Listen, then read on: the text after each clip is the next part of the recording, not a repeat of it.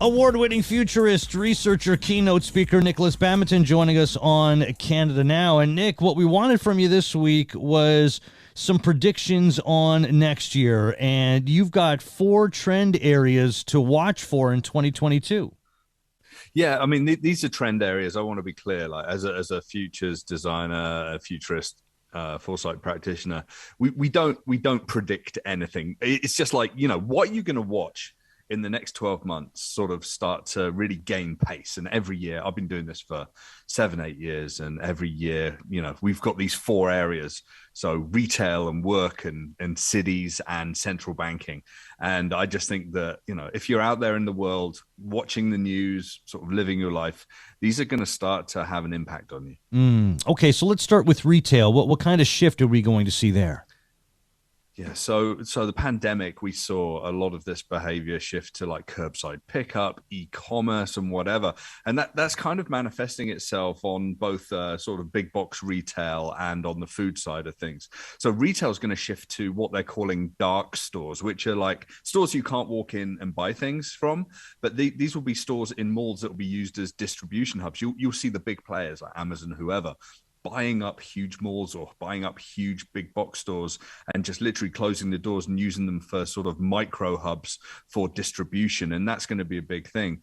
On the flip side, with food retail, dark restaurants. So companies like Wendy's and whatever are literally opening restaurants where they can cook food to just service people that order food through applications and whatever. But on the flip side of that as well, you've got ghost kitchens, which is going to be getting really prominent during 2022. So ghost kitchens are very, very large commissaries where literally tens and dozens of kitchens can be operated out of one particular kitchen. You can operate lots of virtual restaurants where you order food through applications as well. But here's the flip side. Food is getting more expensive, right? And there's just a report that just came out with Canada's food price report for next year. And they're expecting, Canadian food prices to surge by 5 to 7%. But to gain customers, you're going to find these big companies driving these ghost kitchens and dark restaurants, offering you cheaper food than you can buy so that they can gain your custom. So that's going to be really kind of screwy, but definitely something to watch out for. Do you think that restaurants are going to scale back, let's say, on locations and ones that you can dine in on, so they could save that 5% or whatever that they need to spend on the food that they're going to give the public? I think if you're talking about quick service restaurants and franchises, yeah, absolutely, that's going to be the case. You're also going to have these artisanal restaurants that we're seeing on our high streets that are really going to demand our attention. And I think, there's a call to action for everyone to spend local and don't go to the big QSRs, right? But yeah, you're gonna see this shift happen, and you're gonna see a lot of automation in these food retail outlets as well. Let's get to work. 4-day work weeks. This is something that we have talked a lot about over the course of the pandemic. Are we going to see that with more regularity in 2022? I really think so. And there's a number of countries around the world that have been playing with this for a while. But I think in Canada, you're going to see companies that are trying to keep their employees happy. And I think that people working Monday to Thursday or Monday, Tuesday, Wednesday off, Thursday, Friday, becoming more commonplace. I think that there's going to be huge competitive advantages to attract people to places like that as well. And we all know that in those 4 days, you can probably get just as much work done as you need. So there's going to be this cultural shift. And again, this comes from the pandemic times that we faced over the last couple of years. But on the flip side of that, you're also going to have these hybrid models of working at home, working in the office. And a lot of people are saying only 25% in the office and 75% at home, but it's going to be really flexible going forward. Tech cities. Let's get into that. Are we going to start seeing like big tech city plans? Like, is that going to start happening more in 2022? Yeah, I mean, just in the last couple of months, we saw a billionaire out of the US say that he's got a city called Telosa that's going to be coming. You've got people like Bill Gates buying up hundreds of thousands of acres of land outside of Phoenix, Arizona, potentially for cities. You're going to see places like Nevada down in the States come up with new legislations that makes it easier to build new cities. And we've already seen, company cities all the way from like Hershey, with Hershey, Pennsylvania, and Disney, a whole bunch of different people. It's going to be inevitable that we're going to see these new cities, and they're going to be placed in places where they can sort of get tax breaks and tax benefits as well. I just think that in the next year, we're going to see some big plans unveiled. I mean, here in Toronto, we saw Google in their Sidewalk Labs project sort of pull out of what they were going to do, and sort of the eastern side of Toronto down on the lands just on the water there. And I actually think one of the big reasons was, they're going to go somewhere where they can literally be masters of their own domain. It's getting too difficult to deal with cities and legislation and the activists as well. So, they're going to go and create their own realities, Jeff. Yeah. Are cities going to embrace crypto? You think that's going to happen in 2022?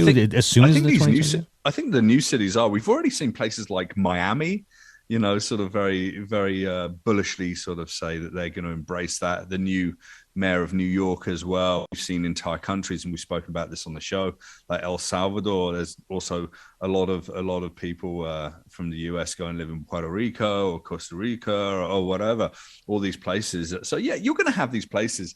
Now, I'm not particularly bullish on Bitcoin and crypto and whatever, but I do think that there's going to be some big shakeups in the next year around currency, central banking, and the such like. Okay, well, staying with that, with currency, and shifting to banking, the final trend that we're looking at in 2022, you think that one of the big tech players is going to announce their own currency? At least one of the big tech players, probably out of the US. In fact, it's probably definitely going to be out of the US. I think one of the big tech players they're going to come in. It's not necessarily going to be about crypto. I mean, you've got people like Meta, aka Facebook, saying that they're going to start to do crypto micro payments on WhatsApp and whatever. Okay, everyone's playing around with this, but the big shakeup's going to come in when you get a big tech player and they say, hey, we run this closed ecosystem, and maybe it's around food and e-commerce and whatever. You can maybe guess who I'm talking about. Now, here's a dollar equivalent currency. And it's not crypto. It's within their own ecosystem. They might use different technologies to secure that and securitize that behind the scenes, but they could securitize that against the business that they operate, which is ultimately $1 trillion market cap business with like unbound profits, right? And what's really interesting about this is like you'll have the choice to maybe build your own business and trade and earn this kind of alternative dollar, or you might work for the company and you can earn this alternative dollar. And for a period of time, very much like getting ghost kitchens to reduce food prices to get you on board as a customer, it's like this dollar is going to be worth more than the American dollar or the Canadian dollar or the UK pound.